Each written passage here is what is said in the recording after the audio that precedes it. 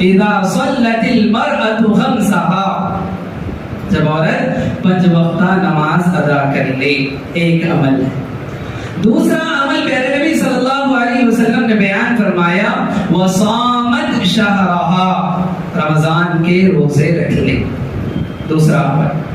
تیسرا عمل پیارے نبی صلی اللہ علیہ وسلم نے فرمایا وحصنت فرجها، اپنی شرمگاہ کی حفاظت کر لی، تیسری بھی چیز۔ چوتھی بات پیارے نبی صلی اللہ علیہ وسلم نے فرمایا وَأَطَاعَتْ زَوْجَهَا، اپنے شوہر کی اطاعت کرے، اپنے شوہر کی فرمانبرداری کرے۔ یہ 4 عمل اللہ کے نبی صلی اللہ علیہ وسلم نے فرمائے۔ اس کے بعد اللہ کے نبی صلی اللہ علیہ وسلم نے فرمایا قِيلَ لَهَا ادْخُلِ الْجَنَّةَ، جو عورت ان 4 کاموں کو انجام دے دے اس سے کہا جائے گا جنت میں داخل ہو جاؤ۔ قِيلَ لَهَا ادْخُلِ الْجَنَّةَ مِنْ أَيِّ أَبْوَابِ الْجَنَّةِ شِئْتِ، جنت کے جس دروازے سے چاہتی ہو جنت میں داخل ہو جاؤ۔ اللہ اکبر۔ عن ابي هريره رضي الله عنه قال قال رسول الله صلى الله عليه وسلم اذا صلت المرأة خمسها وصامت شهرها وحصنت فرجها وأطاعت زوجها قيل لها ادخل الجنة من أي أبواب الجنة شئت، رواه أحمد وحسنه البانی رحمہ اللہ۔ ہر قسم کی تعریف و توصیف، کبریائی، بڑائی، عزت و بزرگی، شان و شوکت، عظمت، حمد و ثنا اللہ رب العالمین خالق کائنات مالک ارض و سماوات کے لیے لائق و زیبا ہے۔ درود و سلام رب العالمین کے تمام پیغمبروں پر، نبیوں پر، رسولوں پر، میرے اور آپ کے آخری نبی جناب محمد الرسول اللہ صلی اللہ علیہ وسلم پر۔ محترم حاضرین، قرآن مجید میں اللہ تبارک و تعالیٰ نے اور پیارے نبی صلی اللہ علیہ وسلم نے احادیث میں مومنین کو بہت سارے ایسے اعمال بتائے ہیں کہ جن اعمال کے کرنے پر جنت کی خوشخبری سنائی گئی ہے۔ مومن مرد ہوں کہ مومن عورتیں ہوں، دونوں کو جنت کی خوشخبریاں سنائی گئی ہیں۔ اور ہم دیکھیں جنت کی جب خوشخبری سنائی جا رہی ہو تو پھر ایک بات غور کرنے کی یہ ہے کہ پیارے نبی صلی اللہ علیہ وسلم نے احادیث میں یہ بات بیان فرمائی کہ جنت کے الگ الگ دروازے ہیں اور الگ الگ اعمال ہیں کہ جن اعمال کی بنیاد پر انسانوں کو یا مومنین کو جنت کے دروازوں سے پکارا جائے گا، بلایا جائے گا۔ جیسے ہم دیکھ لیں کہ ابھی رمضان کا مہینہ گزرا ہے، رمضان میں ہم نے روزے رکھے۔ روزوں کی یہ برکت ہے یا روزوں کی یہ فضیلت ہے کہ اللہ تبارک و تعالیٰ نے جنت میں ایک دروازہ باب الریان کے نام سے رکھا ہے کہ اس سے وہی لوگ داخل ہوں گے جو روزے دار ہوں گے۔ روزے داروں کی یہ فضیلت اللہ نے رکھی کہ ان کے لیے خاص دروازہ رکھ دیا۔ اسی طرح سے جو اللہ تبارک و تعالیٰ کی راہ میں جہاد کرنے والے ان کے لیے باب الجہاد رکھا گیا۔ جو لوگ اللہ تبارک و تعالیٰ کی راہ میں صدقہ کرنے والے ان کے لیے باب الصدقہ کے نام سے ایک دروازہ رکھا گیا۔ الگ الگ دروازے۔ حدیث میں پیارے نبی صلی اللہ علیہ وسلم نے 8 دروازوں کا ذکر فرمایا کہ جنت کے 8 دروازے ہیں۔ جنت کے 8 دروازے ہیں۔ پیارے نبی صلی اللہ علیہ وسلم نے احادیث میں کچھ ایسے اعمال بھی بتائے ہیں کہ ان الگ الگ دروازوں سے داخل ہونے والے تو ہوں گے، لیکن کچھ ایسے خوش نصیب لوگ بھی ہوں گے کہ جن کو جنت کے 8 دروازوں سے بلایا جائے۔ اللہ، یہ بات یاد رکھیں، جنت کے کسی ایک دروازے سے بھی داخلہ مل جائے یقیناً بڑی خوش نصیبی کی بات ہے کہ انسان جنت میں داخل ہو۔ اب جنت کے سارے دروازے جس بندے کے لیے کھول دیے جائیں اور اختیار دے دیا جائے کہ دیکھو یہ جنت کے 8 دروازے दरवाजे से चाहो दाखिल हो जाओ, ये बहुत बड़ी खुशनसीबी की बात। तो अहादीस में ऐसे कुछ लोगों का या ऐसे कुछ आमाल का तज़किरा किया गया है कि जिन आमाल के अंजाम देने पर जन्नत के 8 दरवाजे उस बंदे के लिए, मोमिन मर्द या मोमिन औरत के लिए खोल दिए जाएं। आज मैं आप हजरात के सामने जिस उन्वान के तहत बातें कुछ रखना चाहता हूँ, खुशनसीब औरतें, ऐसी खुशनसीब औरतों का तज़किरा अल्लाह तबारक प्यारे नबी सल्लल्लाहु अलैहि वसल्लम ने अहादीस में बयान फरमाया है कि जिन औरतों के लिए जन्नत के 8 दरवाजे खोल दिए जाएंगे, और कहा जाएगा कि ये जन्नत के 8 दरवाजे हैं, जिस दरवाजे से तुम चाहो दाखिल हो जाओ, जिस दरवाजे से चाहो वो दरवाजा तुम्हारे लिए खुला है। चाहो तो इस दरवाजे से जाओ, चाहो तो बाबुल रैयान से, चाहो तो बाबुल जिहाद से, चाहो तो बाबुल सदका से, जिस दरवाजे से तुम जाना चाहती हो दाखिल हो जाओ, तुम्हारे लिए कोई रुकावट नहीं है। जिस दरवाजे से चाहो अल्लाह की जन्नत में दाखिल हो जाओ। ऐसी कुछ खुशनसीब औरतें होंगी।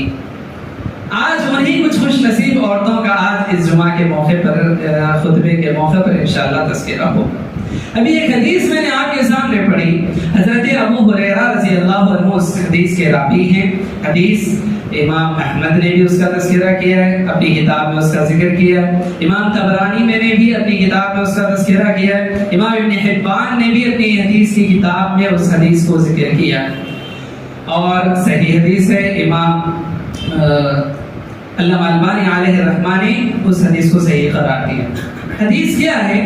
हज़रत अबू हुरैरा रज़ी अल्लाहु अन्हु बयान फरमाते कि अल्लाह के नबी सल्लल्लाहु अलैहि वसल्लम ने फरमाया, इज़ा सल्लतिल मरअतु खम्सहा, जब औरत 5 वक्त की नमाज अदा कर ले, 5 वक्ता नमाज अदा कर ले। आमाल आप गिनते जाएं ताकि सोचने में और इसी तरह से आमाल की अंजाम दही में आसानी हो, और ख़वातीन खुसूसी तौर पर इस चीज़ को अपने जहन में बिठा लें, जहन नशीन कर लें कि ये आमाल अंजाम देना है और अल्लाह की जन्नत को हासिल करना है, जन्नत के दरवाज़ों में से दाखिल होना है। और जो मर्द हज़रात हैं वो इस बात की कोशिश करें कि इन बातों को अपने जहनों में बिठाएं और घरों की ख़वातीन को खुसूसी तौर पर इन आमाल पर उभारें कि देखो ये आमाल बस तुम कर लो, जन्नत के दरवाजे तुम्हारे लिए खुल जाएंगे। जो मोमिनीन के लिए जो वाज होता है किसी के लिए खास नहीं होता, तमाम के लिए वो चीज खास होती है और तमाम के लिए वो चीज जिक्र की जाती है। यह अलग बात है कि किसी का फायदा ज्यादा तो किसी का फायदा कम, और किसी के लिए नसीहत ज्यादा खास होती है तो किसी के लिए आम होती है, लेकिन नसीहत सबके लिए होती है। तो यहाँ हम गौर करें कि अल्लाह के नबी सल्लल्लाहु अलैहि वसल्लम ने बात बयान फरमाई, इज़ा सल्लतिल मरअतु खम्सहा, जब औरत 5 वक्ता नमाज अदा कर ले। एक अमल है। दूसरा अमल प्यारे नबी सल्लल्लाहु अलैहि वसल्लम ने बयान फरमाया, वसामत शहरहा, रमजान के रोजे रख ले। दूसरा अमल। तीसरा अमल प्यारे नबी सल्लल्लाहु अलैहि वसल्लम ने फरमाया, वहस्सनत फरजहा, अपनी शर्मगाह की हिफाजत कर ले। तीसरी भी चीज। चौथी बात प्यारे नबी सल्लल्लाहु अलैहि वसल्लम ने फरमाया, व अताअत ज़ौजहा, अपने शौहर की इताअत करे, अपने शौहर की फरमाबरदारी करे। ये 4 अमल अल्लाह के नबी सल्लल्लाहु अलैहि वसल्लम ने फरमाए।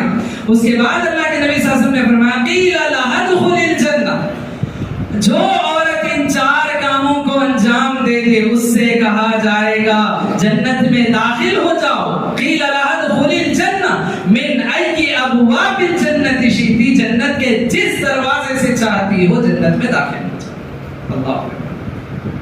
तो हम जरा इसकी तफसील देखें। 4 आमाल जो बताए गए हैं, सबसे पहला अमल है इज़ा सल्लतिल मरअतु खम्सा, जब औरत 5 वक्ता नमाजों की पाबंदी कर ले।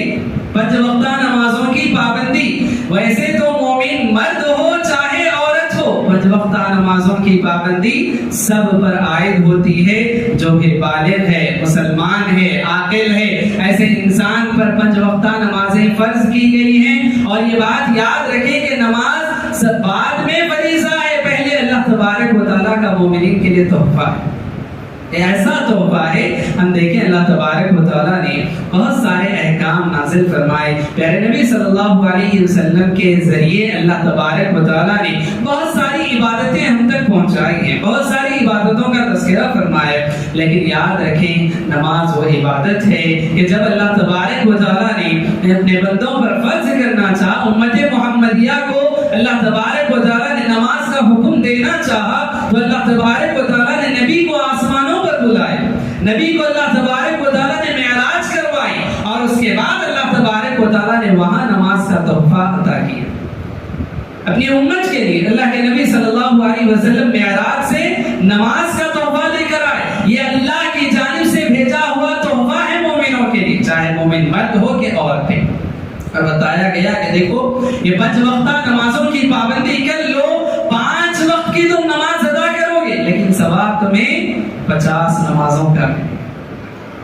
ابتدا میں جو نمازیں فرض ہوئی تھی 50 نمازیں، حضرت موسیٰ علیہ السلام نے پیارے نبی صلی اللہ علیہ وسلم سے کہا کہ تمہاری امت اتنی نمازیں ادا نہیں کر سکتی، جاؤ اللہ کے پاس تخفیف کراؤ۔ پیارے نبی جاتے گئے اور تخفیف کراتے گئے، اخیر میں 5 نمازیں رہ گئیں۔ اللہ کے نبی صلی اللہ علیہ وسلم نے کہا کہ اس کے بعد اب مجھے حیا آتی ہے، شرم آتی ہے کہ میں اللہ تبارک و تعالیٰ سے اس سے بھی کم کراؤں۔ تو بہرحال 5 وقتہ نمازیں فرض کی گئی، مومن مرد ہو کہ مومن عورتیں ہوں، یہ مومنین پر فرض ہے۔ اور اسی طرح سے یہ ایسا فرض ہے کہ اسلام کے قبول کرنے کے بعد سب سے پہلا جو فریضہ انسان پر عائد ہوتا ہے، ایک مومن پر عائد ہوتا ہے، وہ نماز ہے۔ اور کل قیامت کے روز اللہ کے نبی صلی اللہ علیہ وسلم فرماتے ہیں اول ما یحاسب به العبد یوم القیامہ الصلاۃ۔ اللہ کے نبی فرماتے ہیں کل قیامت کے روز سب سے پہلے جس عمل کا حساب و کتاب کیا جائے گا وہ نماز ہے۔ پہلے نماز کا حساب و کتاب ہوگا، نماز کے بعد دیگر اعمال دیکھے جائیں گے۔ تو نماز یقیناً ایک مومن کی زندگی میں بہت بڑی اس کی اہمیت ہونی چاہیے، چاہے مرد ہوں کہ چاہے عورتیں ہوں، چاہے مرد ہوں کہ چاہے عورتیں ہوں، نماز کو اپنی زندگی میں نافذ کرنا ہوگا۔ نماز اللہ تبارک و تعالیٰ سے سرگوشی کا ذریعہ ہے، نماز اللہ تبارک و تعالیٰ سے مدد حاصل کرنے کا ذریعہ ہے، نماز اللہ تبارک و تعالیٰ کو یاد کرنے، اللہ کے ذکر کرنے کا ایک ذریعہ ہے، نماز اللہ تبارک و تعالیٰ کی جانب سے ملا ہوا ایک تحفہ ہے۔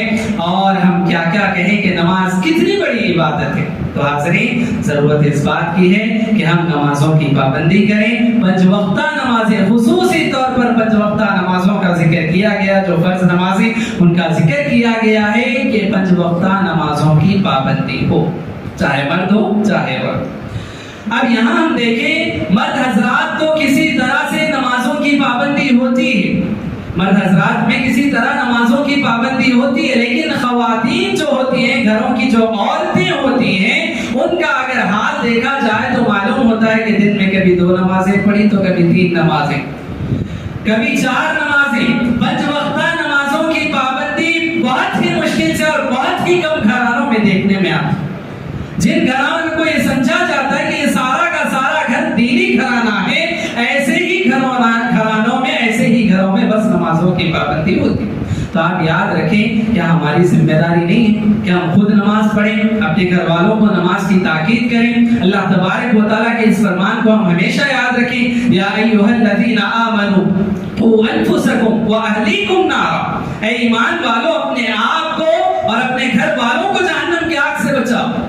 اپنے آپ کو بھی بچانا ہے، گھر والوں کو بھی بچانا ہے، اور یہ نماز جہنم کی آگ سے بچانے والی چیز ہے، جہنم کی آگ سے بچانے والی چیز ہے۔ آپ یاد رکھیں اللہ تبارک و تعالیٰ نے سورہ مدثر میں یہ بات بیان فرمائی کہ جنتیوں کو جنت میں ڈال دیا جائے گا، جہنمیوں کو جہنم میں ڈال دیا جائے گا۔ جنتی جہنمیوں سے سوال کریں گے کہ کس چیز نے تمہیں جہنم میں لا کر پھینک دیا؟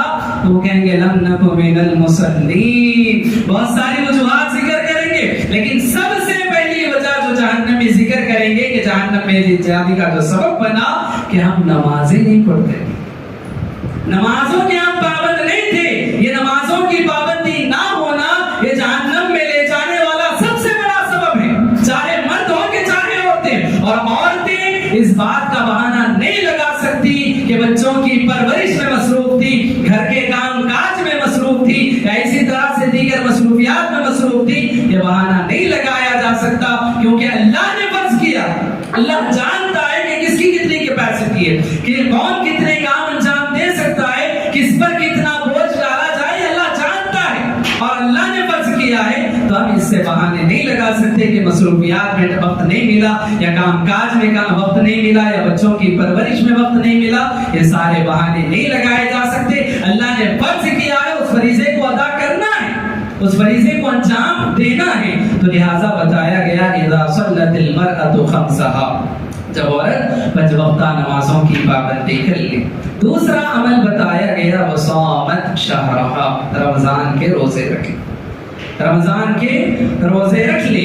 رمضان کے روزے جب عورت رکھے, اگر موقع مل رہا ہے, مکمل روزے ہو رہے ہیں تو وہ مکمل روزے رکھے. بعض خواتین کا مسئلہ ہوتا ہے کہ ان کے مسائل ہوتے ہیں جن کی بنیاد پر روزے کو چھوٹ جاتے ہیں. دیگر ایام میں ان روزوں کو مکمل کرنا ہوگا. دیگر ایام میں ان روزوں کو مکمل کرنا ہوگا. روزے چھوٹتے نہیں ہیں, روزے معاف نہیں ہے کہ رمضان کے مہینے میں مسائل آ گئے جس کی وجہ سے روزے چھوٹ گئے تو معاف نہیں ہوں گے.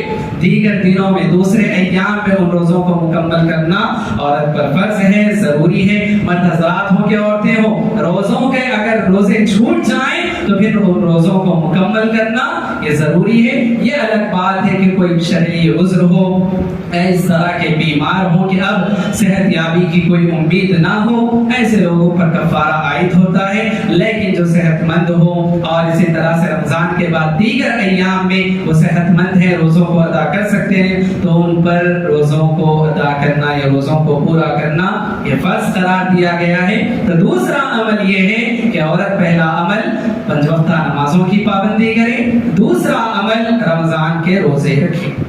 تیسرا عمل بتایا گیا وحسنت فرجہا, اپنی پاک بازی کا خیال رکھے, اپنی شرم و حیا کا خیال رکھیں, اپنی شرمگاہ کی حفاظت کریں. یاد رکھیں کہ اللہ تبارک و تعالیٰ نے مرد اور عورت کی جو اللہ تبارک و تعالیٰ نے تخلیق فرمائی ہے, دونوں میں لطیف فرق ہے. یعنی کہ تھوڑا سا فرق اللہ تبارک و تعالیٰ نے رکھا ہے. مرد کی تخلیق اللہ تبارک و تعالیٰ نے جس طرح سے فرمائی ہے, اس کو اللہ تبارک و تعالیٰ نے مرد کو طاقتور بنایا, اس کو ذمہ دار بنایا, باہر کے کام کاج اور اسی طرح سے دیگر ضروریات کے لیے اللہ تبارک و تعالیٰ نے یہ ذمہ داریاں مرد پر عائد کی ہیں. اور عورت کو اللہ تبارک و تعالیٰ نے نازک بنایا, اور صرف نازک اسے کہا جاتا ہے. اللہ تبارک و تعالیٰ نے عورت کو اللہ تبارک و تعالیٰ نے بڑی نزاکت کے ساتھ اللہ تبارک و تعالیٰ نے پیدا فرمایا, اور اس کو گھر کی زینت اللہ تبارک و تعالیٰ نے بنایا, بازار کی نہیں, گھر کی زینت اللہ تبارک و تعالیٰ نے عورت کو بنایا. اور یہ بتایا گیا کہ تم گھر کی ملکہ ہو, اپنے گھر کی تم ملکہ ہو. اور اس طرح سے عورت کو اپنی شرم و حیا اور اسی طرح سے اپنی پاک بازی, اپنی حیا کی جو ہے حفاظت کا حکم دیا گیا, اور اس سے کہا گیا کہ دیکھو تم اپنی شرم و حیا کی حفاظت کرو, تم اپنی پاکیزگی کی حفاظت کرو, اور کسی طرح سے عریانیت یا اسی طرح سے بے حیائی کا شکار نہ, بے حیائی کا شکار نہ ہو. آج معاشرے کے اندر ہم یہ چیز دیکھتے ہیں کہ لڑکی جب جوان ہوتی ہے تو بہت سارے گھرانوں میں, یقیناً جو دینی گھرانے ہیں, ان کے اندر حیا کا اور اسی طرح سے پاک بازی کا خیال ہوتا ہے, پردہ کرایا جاتا ہے, چاہے گھر میں ہو چاہے باہر نکلتی ہو, تو ان کی پوری طرح سے پاک دامنی کا ان کا خیال کیا جاتا ہے, پردے کی پابندی کی جاتی ہے. تعلیم اگر ان کی ہو رہی ہو تو تعلیم کے ساتھ پردے کی پابندی کرائی جاتی ہے. یہ دینی گھرانوں میں ہوتا ہے. لیکن ہم دیکھتے ہیں کہ مسلم معاشرے میں کتنے ایسے گھرانے ہیں کہ جہاں پر بے حیائی پائی جاتی, بے حیائی پائی جاتی ہے. خود گھرانوں میں, گھر میں بے حیائی کے کام کیے جاتے ہیں. اور اسی طرح سے تعلیم کے نام پر جب نوجوان لڑکیاں باہر نکلتی ہیں تو بے حیائی کا شکار ہوتی ہیں, بے پردگی کا شکار ہوتی ہیں. پردے کی ان کے پاس اہمیت نہیں ہے, اپنے حجاب کی ان کے پاس اہمیت نہیں ہے, اور اسی طرح سے کس سے گفتگو کی جائے, بات چیت کی جائے نہ کی جائے, اس چیز کا کوئی خیال نہیں ہے. غیر محرم مردوں سے میل ملاقات یا ان سے بات چیت یا اسی طرح سے ان کے ساتھ رہنا, تعلقات بنانا, دوستیاں قائم کرنا, چاہے سوشل میڈیا پر ہو, واٹس ایپ پر ہو, فیس بک پر ہو, یا اسی طرح سے کالج اور اسکول میں ہو, یہ سارے کام حرام, یہ سارے کام حرام ہے. ایک عورت کا غیر محرم مرد سے تعلق قائم کرنا جائز نہیں ہے, چاہے کسی میدان میں ہو چاہے کسی اعتبار سے. ایک عورت کو اس بات کا حکم دیا گیا کہ وہ اپنی پاک دامنی کا خیال کرے, اپنی شرم و حیا کا وہ خیال کرے، پردے کی پابند رہے، اپنے کردار کی حفاظت کرے اور اسی طرح سے اپنی ہر چیز کی حفاظت کرے. یہاں تک اسے بتایا گیا کہ اگر غیر مرد سے بات کرنے کی نوبت آ جائے، ضرورت پڑ جائے تو سخت لہجے میں بات کرے، سخت لہجے میں بات کرے، نرمی کے ساتھ بات نہ کرے. کیوں؟ اللہ تبارک و تعالیٰ نے فرمایا اگر نرمی سے بات کرو گی تو کہیں ایسا نہ ہو سامنے والے کے دل میں یہ میلان پیدا ہو جائے، یہ خیال پیدا ہو جائے کہ میرے ساتھ اچھی گفتگو کی جا رہی ہے، نرم گفتگو کی جا رہی ہے، اس کے دل میں کسی طرح کا خیال اور بدگمانی پیدا نہ ہو. تو بتایا گیا کہ اگر غیر مرد سے کبھی بات کرنی پڑ جائے، سخت لہجے میں بات چیت ہو، خصوصی طور پر خیال تو اس بات کا رکھا جائے کہ کہیں آنے جانے کی ضرورت پڑ جائے تو اپنے محرم کو ساتھ لے جائے. باپ ہو، بھائی ہو، ان لوگوں کا ساتھ رہنا، ان کی حفاظت کرنا ایک باپ کی، ایک بھائی کی ذمہ داری ہے. یاد رکھیں آج معاشرے میں کتنے ایسے بھائی ہیں، کتنے ایسے باپ ہیں کہ جو تعلیم کے نام پر یا دیگر ضروریات کے نام پر اپنی لڑکیوں کو، اپنی بہنوں کو اسی طرح سے بے لگام چھوڑ دیتے ہیں، جس کی وجہ سے آئے دن کتنے ایسے حادثات، کتنے ایسے واقعات پیش آ رہے ہیں کہ مسلم معاشرہ شرم کی بنیاد پر اپنی نظروں کو نیچے جھکانے پر مجبور ہے. حاضرین ضرورت اس بات کی ہے کہ جہاں عورت کو اس بات کا حکم دیا گیا کہ وہ اپنی شرم و حیا کی حفاظت کرے، وہیں پر مردوں پر اس بات کی ذمہ داری عائد ہوتی ہے کہ اگر وہ بھائی ہیں تو اپنی بہن کی حفاظت کرے، اگر وہ باپ ہیں تو اپنی اولاد کی، اپنی بیٹی کی حفاظت کرے، اس کی شرم و حیا کا خیال کرے، اس کی پردے کی پابندی کا خیال کرے، اس کے حجاب کا خیال کرے. یہ مردوں پر ذمہ داری عائد ہوتی ہے.